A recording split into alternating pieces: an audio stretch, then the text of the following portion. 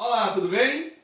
Hoje teremos mais um encontro sobre a África, esse continente com tantas nuances, né? Com tanta história, né? Com tanta diversidade, né? Que a gente precisa entender melhor e com tanta contribuição ao mundo, né? A história do homem, né? Bom, a gente na aula passada deu mais um passo, né? Para construir brevemente o histórico da África, né? Quer dizer, falamos dessa África que fica independente no pós-guerra, né? Pós-Segunda Guerra e que mergulha imediatamente no cenário da Guerra Fria e do mundo bipolar. Né? E aí coincide luta pela independência com o estabelecimento de novos governos e novos estados recém-fundados, com conflitos interétnicos que vêm à tona imediatamente, né? Disputa por poder, disputa por áreas, disputa por riquezas, e alimentada pelo apoio bipolar da Guerra Fria. Né? Em alguns lugares, lideranças controlavam países e povos aliados aos americanos, né? Em nome do mundo capitalista, e do outro lado, grupos ou na oposição, ou em alguns casos no governo, tinham apoio soviético. Geralmente era assim, quando você estava no governo e tinha apoio soviético, tinha uma oposição armada apoiado pelo americano, né? Se você é apoiado pelo americano e está no governo, tem uma guerrilha financiada por soviéticos. Então, isso ajudou a manter o clima de guerra. Muitas das vezes emendadas na guerra de independência, veio a guerra interna por poder dentro desse caldeirão ideológico da bipolaridade da Guerra Fria. Né? Isso irrompeu pelos anos 80, 70, 80, e nos anos 90 a Guerra Fria chega ao fim. Né? Aí nós vamos falar um pouco de como tudo isso vai se dar daí até os dias de hoje. Mas temos um exemplo, antes da gente seguir essa cronologia, que é bom a gente ter um olhar especial, que é o exemplo da África do Sul. O país mais rico da África, o país mais industrializado da África, né? E um país que também enfrenta muitas dificuldades, muitos problemas. Né? E a África do Sul ficou muito conhecida, né, pelo seu histórico de segregação e discriminação racial a partir de um modelo criado por uma elite branca, minoria branca, que comandava o país e que ficou mundialmente conhecido, repudiado, e que, entre várias figuras, enalteceu o nome de um africano que se opôs frontalmente a isso e entregou sua vida pela causa, né? O Nelson Mandela, que teve uma vida de luta contra esse modelo segregacionista, racista, chamado de apartheid, né? que os sul-africanos criaram em 48. A África do Sul, pessoal, foi uma colônia holandesa inicialmente, na região do Cabo ali, né? Cidade do Cabo. Depois, no século XIX, conquistado pelos ingleses, pelos britânicos, né? Britânicos e holandeses entraram em guerra no final do século XIX, primeiros anos do século XX, a Guerra dos Boeres, como eram chamados os descendentes de holandeses. E os ingleses ficaram dominando a África do Sul.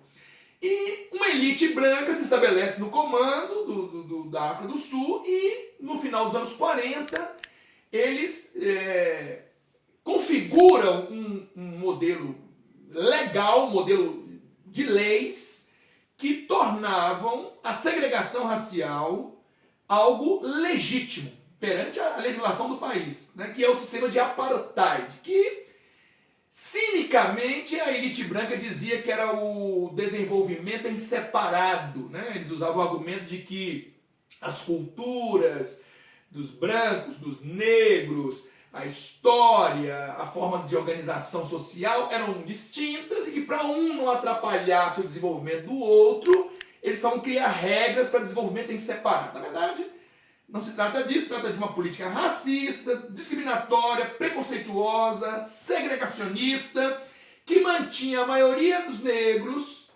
em situação de precariedade, no acesso a serviços, né, escola, educação, né, no acesso a trabalho, na questão salarial. E eles chegaram, inclusive, a segregar no espaço, definindo os lugares onde os negros podiam viver. Os famosos Bantustones, ou terra dos Bantus, né? Como se fosse uma espécie assim de reservas em que os negros tinham o direito de... Geralmente eram destinadas às áreas menos nobres, menos ricas, os piores solos, né, para que fossem os bantustões. E assim os negros eram confinados nesses núcleos e tinham o seu movimento controlado, né? E existia a famosa lei do passe, quer dizer, o sujeito vivia na África, africano, no seu país de origem, de seus ancestrais, né? E ele era confinado num território e para deixar esse território ele precisava ter um passaporte carimbado pelas autoridades brancas que investigavam para onde ele ia, quando ele voltava, qual era o objetivo dessa viagem, desse trânsito, né? E ali eles confinavam os negros, controlavam os movimentos negros, né? E mantinham os negros na precariedade. Então, uma situação absurda, né? Inclusive o apartheid proibia que os negros votassem num país com mais de 70% da população negra, eles não tinham direito ao voto, e muito menos a se candidatar a algum cargo. Eram proibidos casamentos interraciais, por mais que fosse vontade das pessoas, não podiam se casar, era crime. Eles frequentavam lugares distintos, os negros não eram permitidos a sua frequência em lugares destinados exclusivamente a brancos, né? Isso separava de bebedouro, banheiro, restaurante, escolas, segmentos de praias, estádios de futebol, onde os negros eram proibidos de frequentar, né? Não podiam entrar, né? Então, assim, um sistema que assombrou, né, o mundo, não imediatamente, né? Mas à medida que as décadas foram se passando e a violência da elite branca contra os protestos negros, porque os negros não ficaram quietos diante de tudo isso, eles passaram a protestar ativamente, né? E o Nelson Mandela foi uma das figuras, né, que praticamente dedicou sua vida a essa causa, né? Ele se envolveu com o Congresso Nacional Africano, um partido criado nas primeiras décadas do século XX, antirracismo, anticolonialismo, né? E ele se filiou a esse partido, se tornou secretário desse partido e passou a comandar greves, manifestações, foi preso algumas vezes antes da prisão definitiva, né? E se tornou, formou-se, né? Ele é filho de um chefe de uma tribo, né? Então as condições financeiras dele, para os padrões lá dos negros africanos, sul-africanos, era uma condição bastante confortável. Ele estudou, na primeira universidade ele chegou a ser expulso por ativismo político, na segunda ele conseguiu concluir o curso de Direito, teve um escritório de advogados negros, né? E se dedicou ao ativismo antirracista, né? E anti-apartheid, né? E chegou a deixar o país, né, perseguido, e num dos seus retornos, ele vendo que não havia caminho para o diálogo com as autoridades sobre esse tema, passou a defender a luta armada, né, esteve por trás da fundação de um grupo armado, que passou a praticar ações armadas, atentados e tudo mais, e numa das viagens que ele deixou o país, quando retornou, foi preso, foi julgado entre os anos 63 e 64 e foi condenado à prisão perpétua, né? Fez um famoso discurso lá, onde ele dizia que ele tinha adotado essa causa, né? Que seria a causa da vida dele, mas que se tivesse que entregar a própria vida pela causa, ele o faria, né? E ele passou 27 anos preso, né? Você encontra filmes os mais variados aí, sobre a vida do Mandela, o tempo que ele preso e tudo mais, né? E aí, mesmo na cadeia, ele se tornou um símbolo, né? Ele era casado na época com uma mulher chamada Winnie Mandela, que foi assim, uma espécie de porta-voz do Mandela fora da cadeia, né?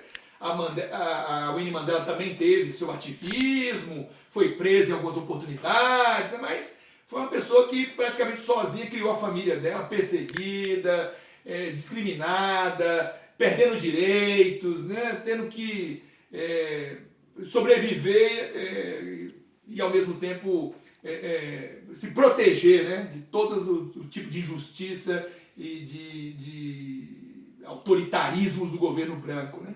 E o Nelson Mandela e a Winnie Mandela, eles não são os únicos, né? Existem outras figuras, talvez menos faladas, né? Como, por exemplo, o Steve Biko, né? Que foi um ativista também muito famoso, mas que teve um final trágico, foi preso, morto sob tortura, né, nos anos 70, né? Existe até um filme, se você tiver interesse, se chama Um Grito de Liberdade, né? É um filme que conta um pouco da trajetória do Steve Biko, né? Então, se você tiver interesse, procure, que é capaz de você encontrar esse filme, né? Tivemos também o Desmond Tutu, né? O bispo anglicano, né? Nobel da Paz, né? O Mandela foi Nobel da Paz, Desmond Tutu também, né? Que também lutou dentro do seu campo religioso lá, nas suas pregações também, foi um cara que lutou muito contra o apartheid, né? A Winnie Mandela, ela tem uma história bem conturbada, né? Ela se envolveu depois com o alcoolismo e no final ela findou se envolvendo com uma espécie de gangue juvenil que ela era líder, né? Ela tinha fundado e liderava, e ela findou perseguindo pessoas consideradas traidoras da causa, né? E findou sendo responsabilizada no futuro por crimes contra a vida cometidos por esses grupos, né? E aí ela chegou a ser condenada, mas ao final a pena foi convertida em prestação de serviço e tudo mais. Ela realmente não ficou na cadeia, né? Mas isso manchou muito da biografia dela, né? E também o Mandela, que ficou preso do início dos anos 60 até o início dos anos 90, né? Em 1990 ele foi libertado. Ele, após a libertação dele, ele se separou dela, né? Muitos falam que talvez por um caso de infidelidade dela, mas o fato é que ele se separou e ficou casando depois com a viúva do Samora Machel, né? Que foi o líder da independência de Moçambique, né? Que já falecido também, ela era viúva e findou casando. Ele terminou a vida dele, Mandela, casado com essa pessoa, né? E o Mandela, então, ficou esse tempo todo na cadeia. A situação dos protestos dos negros contra todo esse modelo foi se tornando cada vez mais frequente, né? A repressão cada vez mais dura. Inclusive o Mandela ele é preso ali no início dos anos 60, logo após um fato que é marcante na história da luta contra o apartheid, né? Que é o famoso massacre de Sharpeville, né? Uma manifestação pacífica que os negros fizeram, né? Numa área periférica lá, no entorno lá da Joanesburgo lá, e houve uma repressão policial muito dura.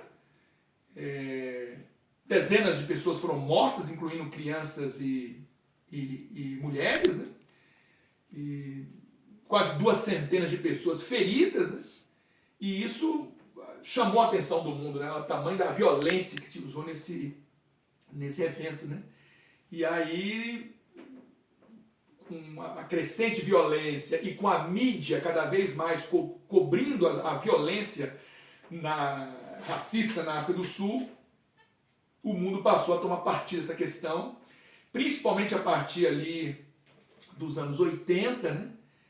Quando a mídia cobre profundamente os casos lá de apartheid, de violência, de injustiças, né?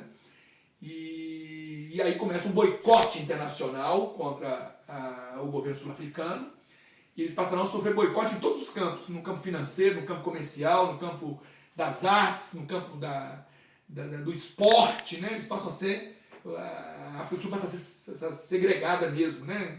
Internacionalmente. E aí, quedas nos preços do ouro, findaram abalando a economia deles, são grandes exportadores de ouro, e isso pesou no bolso das elites, né, da elite branca, que começa um processo de transição, né? O último presidente assim, sul-africano mais conservador, que foi o Pieter Botha, deu lugar ao Frederic de Klerk, né, no final dos anos 80. E aí o de Klerk ensaia uma reaproximação com Mandela, liberta o Mandela em 90, o mundo todo comemora a libertação do Mandela, ele vai viajar no mundo inteiro em campanha contra o apartheid, e aí o Frederic de Klerk ele negocia com o Mandela uma transição que levará o Mandela a ser eleito em 94, nas primeiras eleições multirraciais da África do Sul. Ele foi eleito, foi uma festa na África do Sul, né? e para a biografia do Mandela coroou toda a sua história, né? E aí ele cumpriu o mandato, né? Apenas um mandato, diferente do que muitas lideranças africanas fizeram, né? Ele não quis renovar o mandato, não quis se perpetuar no poder, embora tivesse cacife eleitoral para isso, ele não quis, né? Ele alegou que já estava com a idade avançada e que para a saúde democrática sul-africana ele deveria ser renovado o poder. É claro que o grupo dele, o CNA, Congresso Nacional Africano, se mantém no cargo até hoje. O Mandela cumpriu um mandato ali de 94 a 98, né?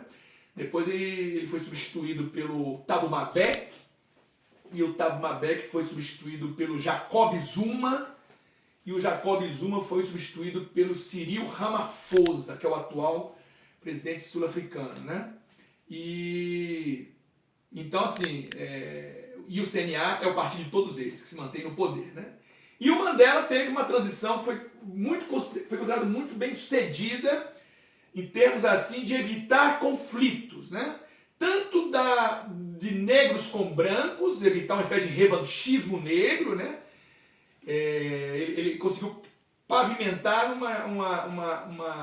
uma saída do apartheid sem alimentar uma guerra entre brancos e negros, né? Claro que com isso ele assegurou, né, o status dos brancos, né? Ele é até criticado por isso, né? Muitos acham que na ânsia de fazer uma transição pacífica, harmoniosa, ele deixou a desejar em termos de resgate de direitos dos negros e de dar maior atenção às demandas que a população negra tinha e toda uma defasagem histórica, né, socioeconômica, na área de educação, na área de saúde, na área de saneamento, né?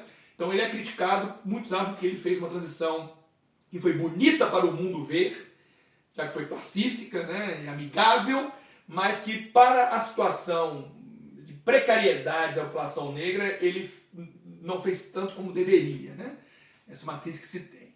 A história da transição está contada no filme Invictus, né, que se você assistir você vai ver que gira em torno lá do rugby, né, de um campeonato de rugby, mas que mostra os bastidores como o Mandela tivesse lançado mão do esporte como um elemento de união do povo na transição, né?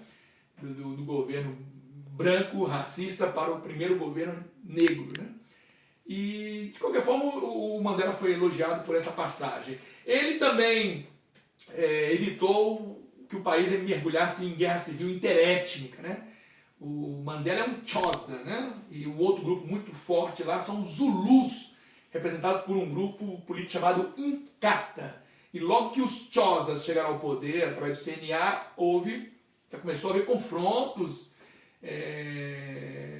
entre esses dois grupos. Mas o Mandela conseguiu pacificar e combinar cargos com o Inkatha e dividir poderes e evitou também uma guerra interétnica, né? Então, por toda a trajetória do Mandela, nunca, se você tiver a oportunidade, né, conheça a história dele, né, a história do Nelson Mandela, falecido em 2013, aos 95 anos, né, uma das grandes lideranças que o século XX e início de 21 conheceu foi o Nelson Mandela da África do Sul, ok? Tranquilo, pessoal?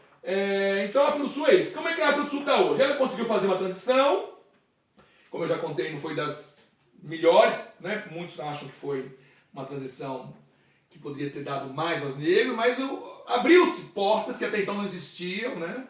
De oportunidades aos negros, de empregos, de salários, de negócios, que permitiu a um determinado segmento de negros chegarem a se tornar muito bem favorecidos economicamente, alguns até ficaram ricos com seus negócios, né?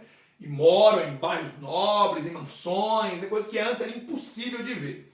Só que, no geral, os negros africanos, sul-africanos ainda continuam com maior índice de desemprego, com maior problemas relacionados a baixa renda, a trabalhos de baixa qualidade, insalubres, né? Outro dia teve um confronto aí em Minas, comandadas por brancos, né? E onde os negros são explorados, com baixos salários, com condições de trabalho precárias, né? E houve um levante de trabalhadores, a polícia reprimiu duramente, houve mortos, né? Mais recentemente agora, o Jacob Zuma está sendo acusado, o ex-presidente, de corrupção, foi chamado a depor, né?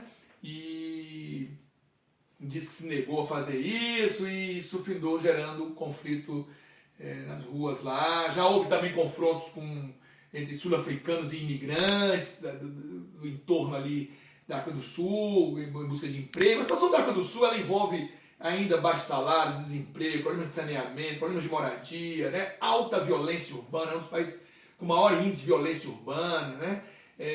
Estupros, né? Eles tiveram um problema sério com a propagação da AIDS, né? Inclusive o presidente Thabo Mbeki, que foi o sucessor do Mandela, chegou a discursar à época de que não havia certeza, de que a AIDS era proveniente do vírus HIV, que havia dúvida científica, negacionismo, né?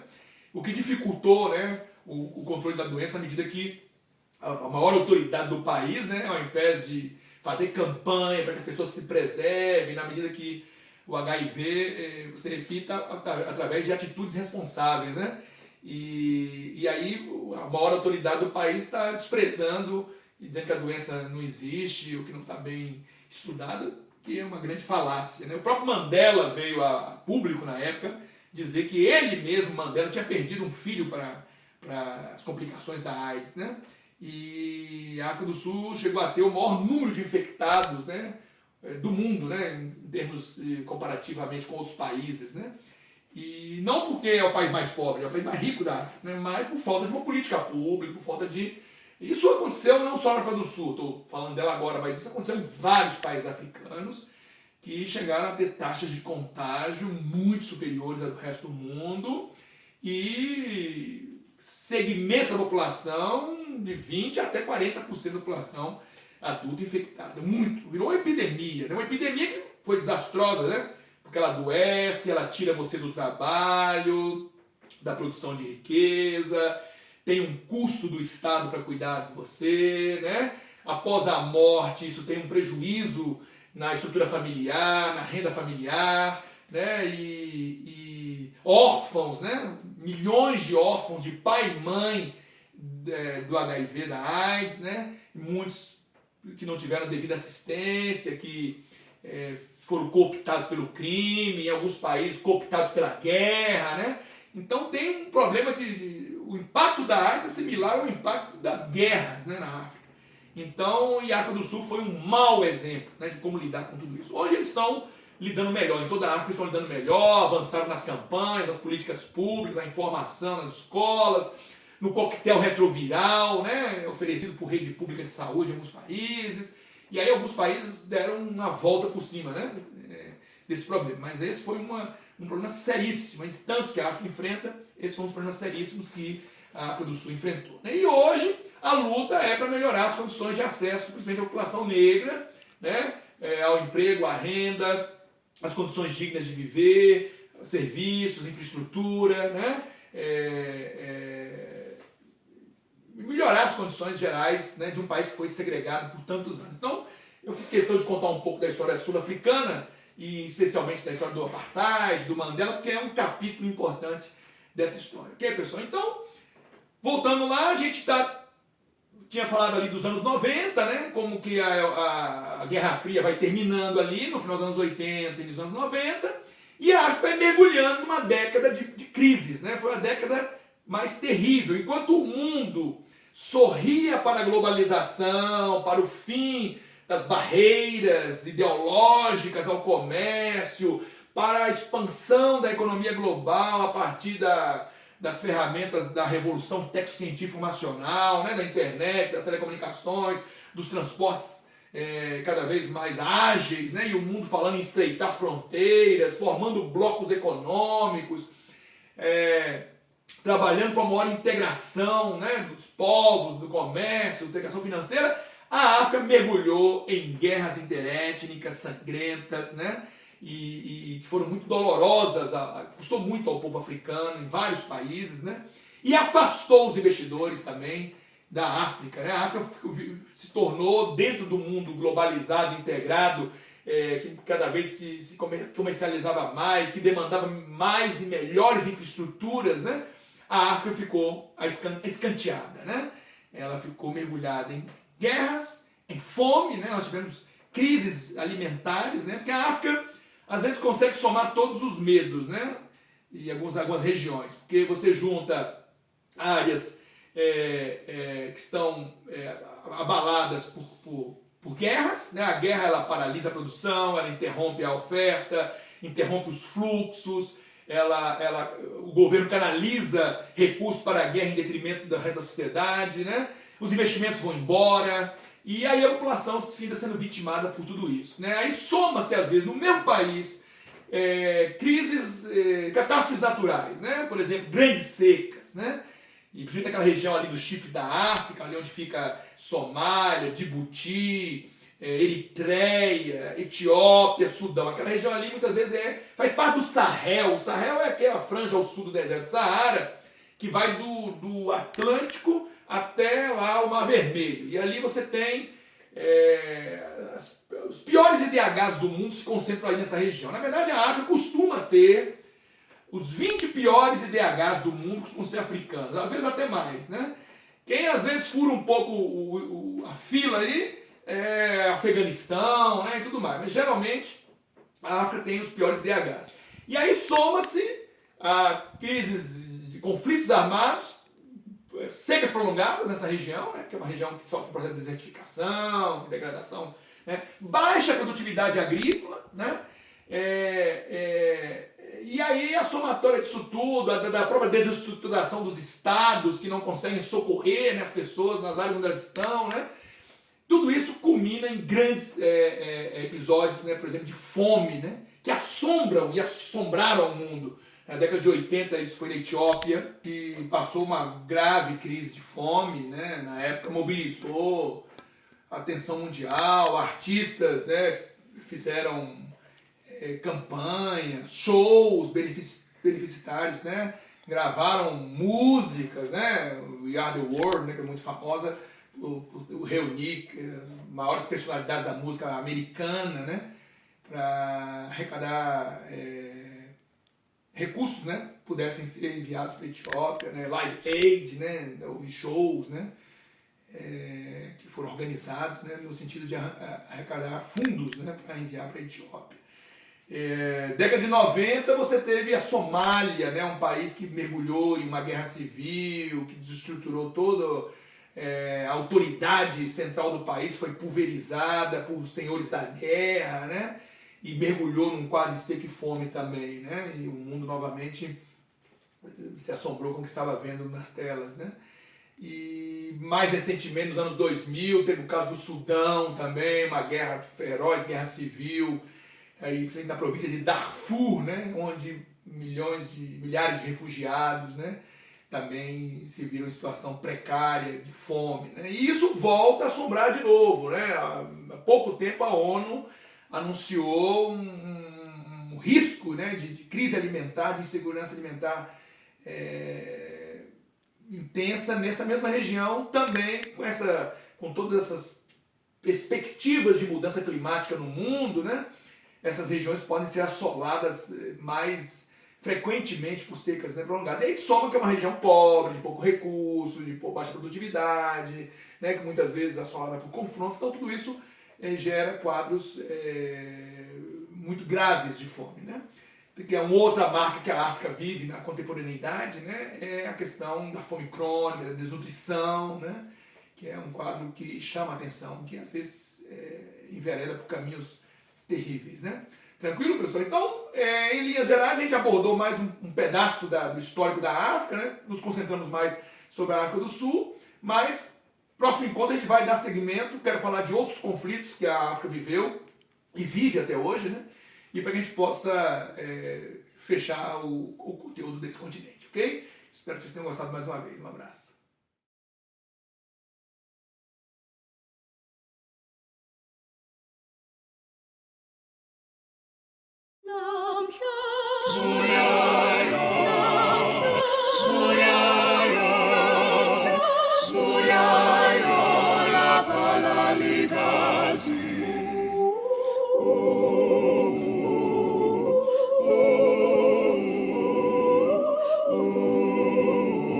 La Paralica.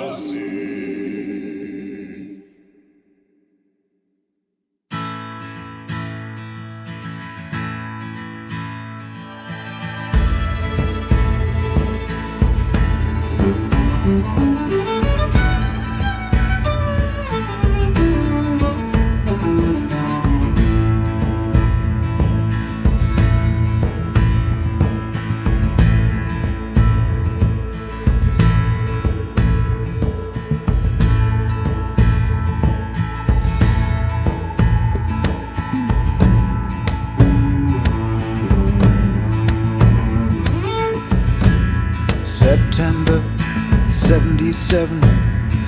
Port Elizabeth, weather fine. It was business as usual in police room 619.